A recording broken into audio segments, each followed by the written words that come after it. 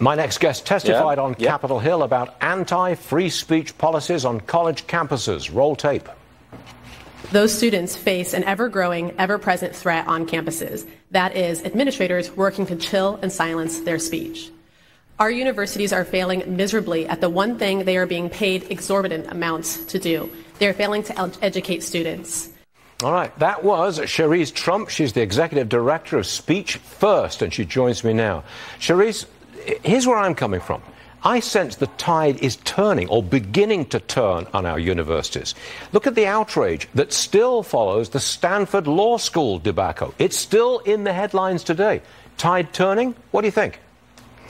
I think the tide is turning with regards to the fact that we are actually seeing folks like our organization, Speech First, and other activist-minded organizations speak out more and get more attention for their petition campaigns, their ad campaigns, and we're doing a lot more with regards to that. I don't know if it's necessarily turning as much as we'd like to see it on college campuses. Yes, Dean Martinez at Stanford University did send out a wonderful, long, lengthy letter about how she's going to do things differently next time, but what they've still failed to do is actually take action and hold accountable the administrators, Dean Tyrion Steinbeck, who encouraged the mob to actually shout down a sitting judge at a law school event. That's what you want to see. Accountability for what they're doing. Accountability for those Yale Law School students who shouted down a free speech meeting. Accountability for the Dean of Diversity who interrupted a federal judge. That's the kind of accountability you want, right? Right, because accountability leads to actual deterrence for future behavior. Yep. Because if you're actually trying to deter future behavior like this without actually taking any action and promising to do better next time, that's never worked in the past, and it's not going to work now. Listen to this one, Cherise. No relation to President Trump, I understand. Cherise Trump, listen to this. Michigan State University has a language guide for students. It tells them to, quote, avoid offensive phrases like Christmas trees, overweight, and even America. They want to replace it with language that's, so, as they say, more inclusive. Cherise, it's getting to the point that this is being met with ridicule and it's being dismissed. And that's the best thing to do with it. You ridicule it. You laugh at it, right? Absolutely, and I hope that most students don't take this seriously either, because Michigan State is a state university, which means it's publicly funded and a government institution. They cannot force students to espouse various ideas or say certain speech that actually is against their First Amendment rights, just like they can't prohibit them from speaking certain words for their beliefs as well. So I hope students don't take it too seriously, and it is encouraging that we all recognize the ridiculousness of a lot of these policies.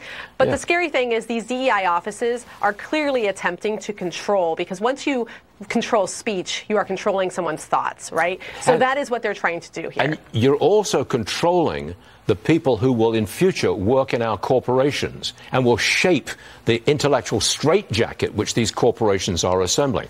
I'm sure you talk to a lot of students. Do they really believe in being woke? So the scary part is there's a lot of apathy on college campuses. So whether or not they actually consider themselves woke, they are just going along with the motions. They're keeping their head down, avoiding speaking up, avoiding pushing back, because they think the universities at the end of the day have their best interests at heart. And that might be true in some cases, but when it comes to the DEI departments that have been ever growing on college campuses, they don't, because DEI, like you just mentioned, is actually trying to train students to take these types of habits into the workplace and into their professional lives. These DEI people, the bureaucrats, there's a lot of them, isn't there? I mean, most of the major colleges, they've got this DEI staff that we've got to pay for.